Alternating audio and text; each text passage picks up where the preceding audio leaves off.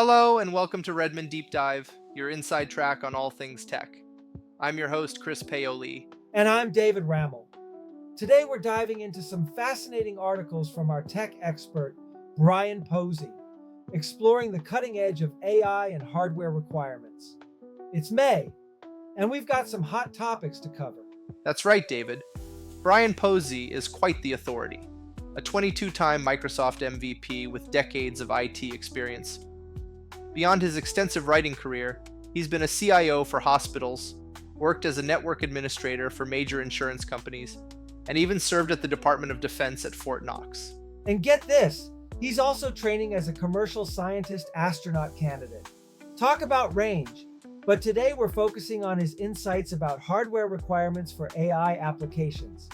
Let's start with his article on running large language models on desktop computers. This is something I've been curious about. With all the hype around AI, many people are wondering if they can run these powerful models locally.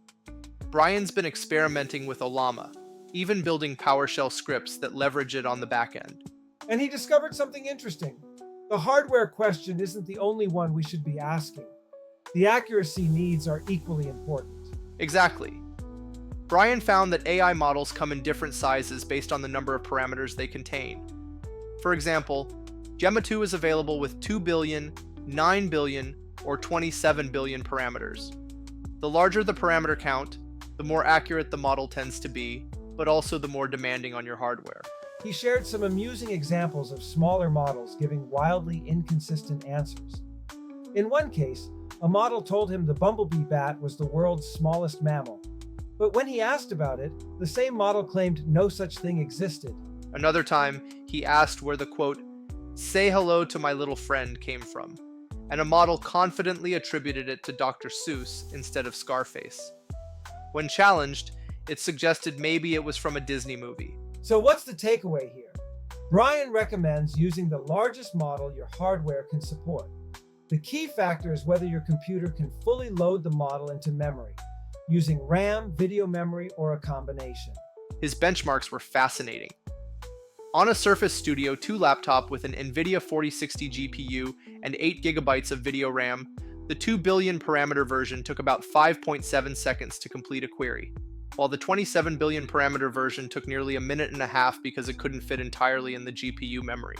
The difference is dramatic. When he ran the same 27 billion parameter model on a machine with a more powerful NVIDIA 4090 GPU with 24 gigabytes of video RAM, the query completed in under 5 seconds, a massive improvement. GPUs make a huge difference.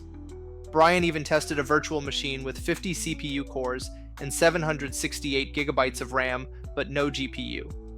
It took almost 20 seconds to run a query that his laptop with a GPU completed in under 6 seconds.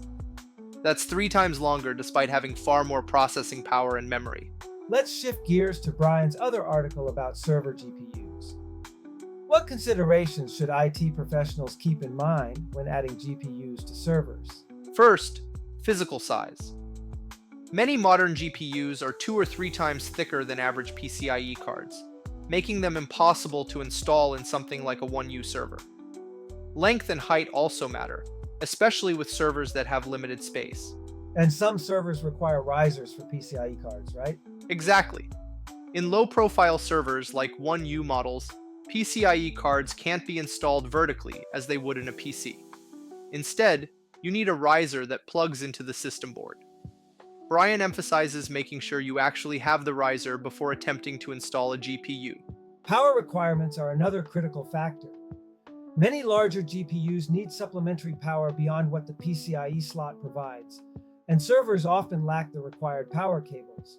Brian initially considered using an NVIDIA RTX 4090 he had available, but it was not only too large physically, but also had power requirements the server couldn't easily meet. He ended up installing an NVIDIA A4000 instead, which required a special cable to connect to the server's power system.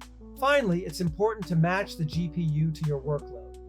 Some GPUs are designed for VDI deployments, others for deep learning, and others for running AI applications where training is already complete. Brian's practical insights really help cut through the marketing hype and focus on what matters for real-world implementation. These are considerations every IT professional should keep in mind. Absolutely. And this is why Brian's articles are always so valuable. They're based on hands-on experience rather than just theoretical specs. Well, that wraps up our deep dive for today.